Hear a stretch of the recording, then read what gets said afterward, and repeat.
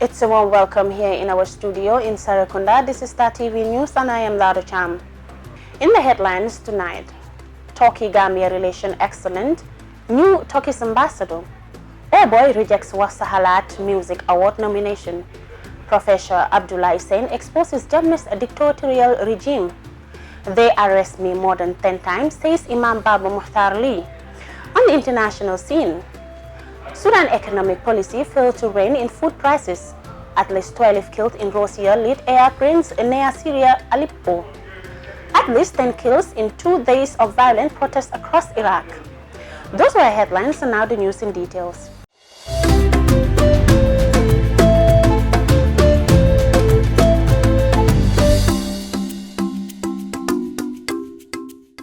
The Turkish ambassador to the Gambia, Mr. Tolkan Birmek, has described as excellent the relation between Ankara and Banjul, which makes it possible for the Turkish president to select the Gambia among countries to visit next week. Maimuna Juf reports. After presenting his letter of credence, President Barrow formally welcomed him to the Gambia, describing Turkey as a great partner and friend of the Gambia since he assumed office 3 years ago. During this discussion, the president called for more Turkish investments in the Gambia, stating that there are many business opportunities that are yet to be exploited. Ambassador Bemik, in response, said even though the trade volume between the two countries is not at a desired level, he will use the opportunity during his tour of duty to develop the trade volume between the two countries by bringing more Turkish investors to the Gambia. Recalling that the Turkish Airlines launched direct flights from Istanbul to Banjul in 2019, the Turkish ambassador said they would like to increase the flight frequency in the future as business relations developed. We would like to increase our economic relations also. Our economic relations are not at desired level. We should do our best to enhance our trade volume and to bring more Turkish investors to our friendly country, Gambia. The Turkish Airlines launched direct flights from Istanbul to Banjul last year, and we would like to increase the frequency of these flights in the future. If business relations develops, why not? We can increase the frequency more. Deleting on the high-profile visit of President Erdogan to the Gambia, Ambassador Bemik told waiting journalists that the Turkish president's visit to the Gambia is a good start for him, as an ambassador adding that the visit will be short but efficient, as the president will be accompanied by a huge business delegation. The expected visit will help facilitate greater exchange as the highest level and will result in other high-level Turkish visits to Banjul in the future. Have a good opportunity on the occasion of our forthcoming visit of our president. It will be the first ever visit to Gambia at presidential level from our country. I think it will open up new horizons to the relations of both countries. And he will be accompanied by a big business delegation. It will be a short visit but efficient visit. It will be a good occasion to exchange views, and I think it will bring more high-level visits in the future.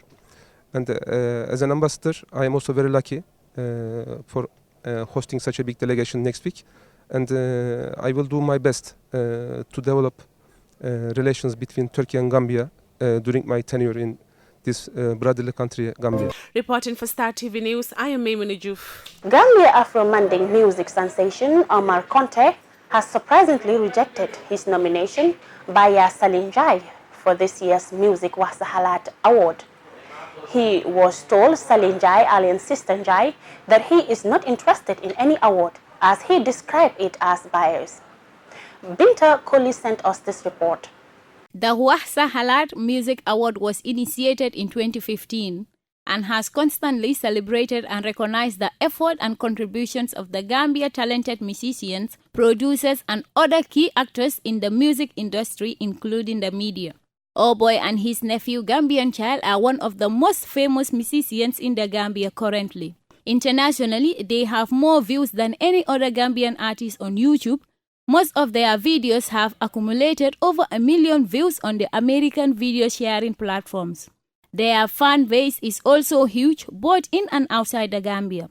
The pair were nominated under the Afrofusion Artist of the Year, much like the previous edition, a thing that obviously did not sit well with the two Afro-Manding group. Prior to this, Oboy and his partner were named among a lineup of singers performed at the recent Open Mic Festival last December, but they turned down the $35,000 he offered to them, calling it a worthless sum. And reacting with bitterness over their nomination, Oboy believes Yaa Salinjai and her associates are biased. We are not interested in being nominated because they are the same people organizing Open Mic, and we will not take any disrespect from them again. And this so-called Wasahalat Award does not belong to the Gambia Music Union. It is just a group of individuals that organize themselves and give awards to any artist they want to give it to, and we don't need it, Oboy said in a Facebook post. On January 6th, the pair said they are not into music because they want to win any awards. To them, the music they do is just to make their fans happy. Star TV tried to reach Yaa Salinjai for comments, but she could not be reached. For Star TV News, I am Binta Kohli. After the TRRC second hearing, after their break, Professor Abdullah Sen gave an insightful testimony of Jammeh's dictatorial regime on Tuesday, 21st January 2020 at the TRRC.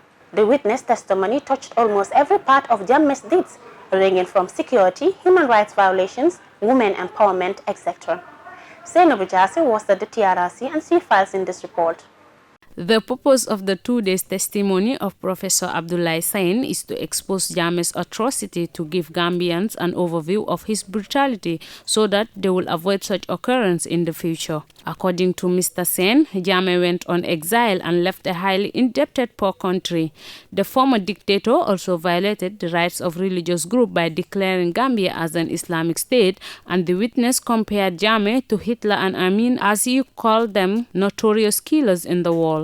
To him, Jammeh did all the atrocities to gain power, and he should be remembered for being the man who do everything to keep himself in power, even to the extent of killing his people. Professor Sen mentioned that Jammeh was driven by the lust for power, which led to his massive human rights violation. He also argued that Jammeh was a classical and political realist. According to the witness, Jammeh got support from countries across the sub-region like Nigeria, Sierra Leone and Ghana. The academician believed that culture of subservient and not challenging authorities is one of the reasons why Jammeh stayed in power for 22 years. It's time to speak the truth and speak the truth to power. The witness exposed that Jammeh used the National Assembly to suppress and arrest people. To him, the National Assembly is part and parcel of the atrocities of Jammeh by legalizing everything Jammeh says or does. Therefore, the National Assembly betrayed the country. Jammeh had almost totally destroyed this country and its public institution, the witness added. He also mentioned that the consequences of Jammeh's dictatorship are deeper than we can imagine. He blamed Jammeh for deeply militarizing our society to the extent that the junglers perceived defending Jammeh and his agenda as state defense. In his conclusion remarks, the witness says, Jammeh instituted a national security vampire, the junglers, and he succeeded in threatening the people by silencing the media and Gambia Bar Association, banning political parties, using propaganda machineries to paint himself as a king, amongst others. In a contradictory statement, Professor Sen applauded Jammeh for promoting women in his government and giving free education to girls. He believes that there was a human part of Jammeh because he appreciated the Gambian culture. Zainabu Jassi, Star TV News. Giving his testimony at TRRC hearing, Imam Baba testified on some of the things he went through during the two former regimes. The Islamic scholar experienced many arrests during the late Sir Dawda Kairaba Jawara regime due to his relationship with Libya. Our TRRC reporter Seinabu Jase files in this report. Imam Babali was arrested at Dakar airport during the late Sadauda Jawara's regime, where he was questioned and later released.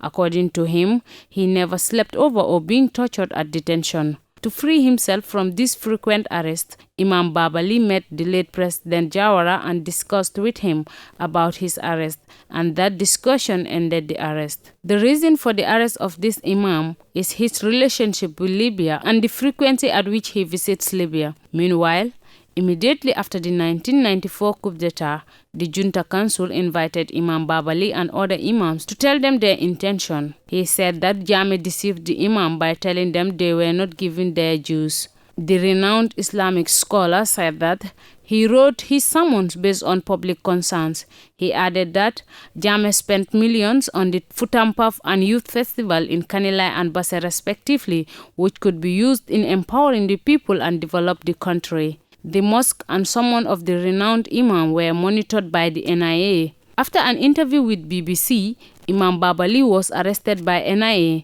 and he was bailed with 2 hours, but that case went in vain. Interestingly, Imam Baba Mukhtarli advocates against female genital mutilation, but in his advocacy, he faced so many problems. President Jammeh hated me for Allah's sake, to the extent that he stopped my programs on GRTS and West Coast Radio, and he closed 2 newspapers. Jammeh even banned the Gunjur Annual Islamic Conference because I was involved, Imam Babali mentioned. According to him, Yahya Jammeh called Supreme Islamic Council and told them he's going to kill some people and nobody should appeal to him. Later on, Jammeh killed 9 inmates. After the Imam had an open sermon about the execution of the 9 inmates, Imam Babali was arrested and severely tortured for 9 days. Due to the tortures, he was injured on his back, which took 2 months to heal. Cables, stick, chains, amongst others, were used to torture him. He mentioned that the NIA wanted him to implicate a false story against Keba Toure, O.J. Jallow, Abdurrahman Bari of Bogal and American Embassy so that he will be freed. From Banjul, Imam Babali was taken to Baba Dinka, where he spent 5 months, 17 days and 5 hours before he was finally released. The Islamic scholar is ready to forgive anybody who seeks his forgiveness, because to him, many things are wrong in this country and the perpetrators are still provoking the victim, which is not right. Seinabu Jase, Star TV News. We're going for a short break and we'll be back for international news.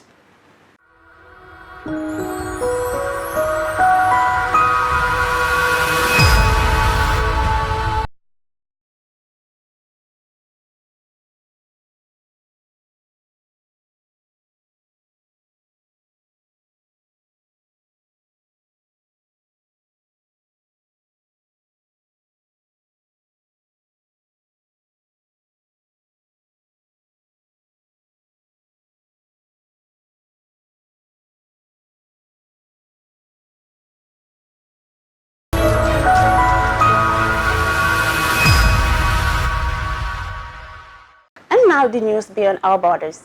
Months of protests in Sudan brought to an end 30-year rule of former leader Omar al-Bashir, but the problem that first sparked the unrest remains. Food prices continue to rise and the Sudanese pound's value keeps dropping. Al Jazeera Hibab Monga reports from Khartoum on the transitional government's effort to revive the economic. Wrapping a day at work, Huyam is here to collect cash from her bank account to buy basic needs. It's a regular habit, but she's having to take more and more each time. The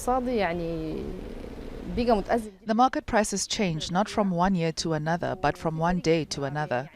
And there has been a steep rise in prices in the past 2 days alone. I earned the same amount I've earned last year, but with the increase in prices, spending has become more than what we earn. Sudan's economy has been in a downward spiral for years. In 2011, it lost more than 75% of its oil fields with the creation of South Sudan. And 20 years of U.S. trade and economic sanctions were lifted only 2 years ago. Previous governments tried cutting spending. The protests which followed eventually led, last April, to the fall of President Omar al-Bashir. But the pound continues to fall and prices continue to rise. Let's look at how the Sudanese pound has dropped on the black market over the past 12 months. Last January, it was worth 47 to the dollar. In June, it had reached 70, and today it's worth 100. Yet officially, the rate is 45. But because very few can buy dollars at that rate, market prices have been rising while the pound continues to drop, making some goods unaffordable to many. The World Bank says more than half of the country's 40 million people live on less than $1 a day. Many rely on irregular daily labor to earn a living. We've had to cut down on how many meals we have because my income depends on how much I make selling spices, and sometimes it's not much. I come to the market with £1,000 or 1,500. It's gone before I buy my needs. There is no control over the prices. The government needs to set policies for that. Sudan's Transitional Administration's 2020 budget has a $1.6 billion deficit.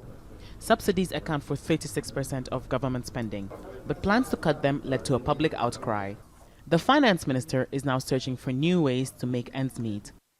The value of the pound to the dollar has several determinants, the most important of which is the balance between the local monetary bloc and the foreign monetary unit. We're working on increasing the source of hard currency, like relying on the resources in the country such as gold and minerals. To close the gap, we've been using the two currencies. Whatever means the government takes, Huyam just wants a bit of economic stability. She's fed up with watching her income fall in real terms. What she needs is some security and the knowledge she can continue to provide for her family. Hiba Morgan, Al Jazeera, Khartoum. For a huge number of people, the consequences of the warming planet are not a possibility, but are already a reality. In Somalia, drought has forced more than 2.5 million people from their homes as their farmland turns barren. Al Jazeera Mohammed Ado reports from Beidou. Dry, dusty and parched. Desert sand is slowly taking over once fertile fields in Somalia. Just 2 years after the last drought ended, the country is again facing one of the driest rainy seasons in more than 3 decades. The victims are visible almost everywhere. Makeshift camps like this one for those affected by drought can be found in almost every city. This is Baidoa in southwest Somalia. These people have just arrived from the countryside. Hareda Edin builds a hut for her family from old clothes. She says it took them a month to get here. Our cattle died first, and then the crops failed. We fled hunger, but it still follows us. We have had no help since we arrived here. The people of Somalia have always named droughts and used them as historical milestones, but that was when droughts were 10 or 15 years apart. Now they've become the new norm, and scientists say that the country has dried up much faster in the 20th century than at any other time in the past 2,000 years. These barren plains of sand and stone have always known long dry spells, but they've always been followed by rain, enough at least to rebuild huts so debts can be repaid and milk provided for the children. That's changed. 91-year-old Aliou Nouro Aliou says he has never seen shifting weather patterns this unforgiving. I don't remember our granaries not having food until recently. These droughts are quite different from what we used to see. There is no time for recovery. They just keep coming back. Just a few months ago, Bishara Abdurrahman had 25 goats. Now she has just 5. The rest withered and died in the current drought. I survive on donations from well-wishers. There's no pasture for the goats, and I'm forced to look for grass for them in farms. And at times, I even have to share my food with them. Nomadic animal herding is not just an economic activity for the people of Somalia. It is who they are. And as the climate changes, they too are being forced to change. Mohammed Ado, Al Jazeera, in Baidoa, Somalia. At least 27 people have been killed in air raids on rebel-held area in northern Syria. The area is being increasingly targeted by the government and its Russian allies, despite a ceasefire reached earlier this month. Al Jazeera Alex Oberin reports. In Syria, this is what a ceasefire looks like. Desperate efforts to put out the flames in Kafr Nuran in western Aleppo. The Syrian civil defence group known as the White Helmets blames Russian warplanes for the attack. In a nearby village, the airstrikes killed an entire family. Since this morning, Russian warplanes have been conducting airstrikes on the western countryside of Aleppo. 2 airstrikes hit close to Kafr Tal. It's resulted in a massacre. A family of 9 were killed, 6 children, a mother, a father and a 20-year-old man. Monitors say Russia, which supports the Syrian government, is trying to push rebels away from the city of Aleppo and a motorway linking it with the capital Damascus. Russia and Turkey, which backs some rebel groups, announced a ceasefire here earlier this month, but it never really took hold. An airstrike has targeted the village of Al-Bara. It's hit a sports centre and houses nearby where displaced people were taking refuge. 2 people died. Syrian civil defence has pulled out the injured and we've taken them to the closest medical facility. Doctors here are struggling to cope. Dozens of facilities have been destroyed in airstrikes in recent months, putting immense pressure on makeshift clinics like this one and a camp for those displaced by the fighting. Roads are clogged with people looking for safety. The UN says more than 350,000 have fled their homes since the beginning of December. Many have had to do this more than once. I'm from Homs. We were displaced from Homs to Khan al-Asal, then from Khan al-Asal to Jabina. Then from Jabina we went to Jamiat al-Dahiya, so from one place to another. And they're running out of places to go. Camps are overwhelmed and the northern border with Turkey is closed. The Syrian government's vowed to retake all remaining rebel-held territory. Aid groups say the recent escalation marks a dangerous and deadly turning point in the conflict. And yet again, it's innocent civilians who are bearing the brunt of the fighting. Alexia O'Brien, Al Jazeera. At least 10 people have been killed in the last 2 days of escalating protests across Iraq. The caretaker Prime Minister has warned that the blocked road and educational institutions have nothing to do with the peaceful protests. Both demonstrations say their action, which started in October, will continue until the government meets their demand. Al Jazeera Osama bin Javin reports from Baghdad. Running battles have continued between protesters and Iraqi security forces. They throw Molotov cocktails and rocks, and the police responds with tear gas and bullets. After the week-long deadline expired, they've been coming out in numbers to choke major highways. It's a simple strategy: disrupt life so people in power take notice. We don't want anything except the corrupt parties to leave. Because of them, innocents are dying. For how long can this stay the same? The Mohammed bin Qasim highway and multiple bridges across the capital have become battlegrounds. Although dozens have been wounded in 2 days of clashes, many here say they will fight until they see real change. We will not retreat. Shoot us with live ammunition, stun grenades, tear gas. We will not give up. We will force you to leave whether you like it or not. Activists say government heavy-handedness and intimidation tactics only strengthen their resolve. This is the blood of a martyr. He was hit in front of us with a tear gas canister in his mouth. All his blood is on the highway now. Whoever wants to carry on with their daily work, let them see this blood and imagine that the next one who dies will be their brother or father. These were the scenes in Basra.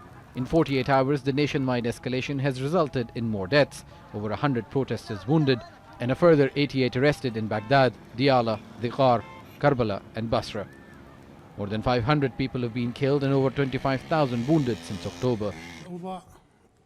It took 48 hours after the latest escalation for the outgoing Prime Minister to comment. He assured protesters their demands are being worked on and also gave them a warning. If you have the support of the people, then why should you deprive people from going to schools? Why should you cut off the streets so people cannot reach their shops? This is not right. This has to stop. With no concrete steps taken to deliver jobs, basic services, or candidates which are not seen as being tainted by corruption or abuse of power, the protesters are unlikely to see the government's response seriously. Many Iraqis are undeterred and say they will stay in the streets. The government can either kill them or meet their demands to end the protests. Osama bin Javed, Al Jazeera, Baghdad. And before we end the news, a recap of our main headlines. Turkey-Gambia relation excellent, new Turkey's ambassador. Oh Boy rejects Wasahalat Music Award nomination. Professor Abdullah Sen exposed Jammeh's dictatorial regime. They arrest me more than 10 times, says Imam Baba Muhtar Lee. That's all for this edition of the news. Please enjoy the rest of our programs and join us for tomorrow's news. Thank you.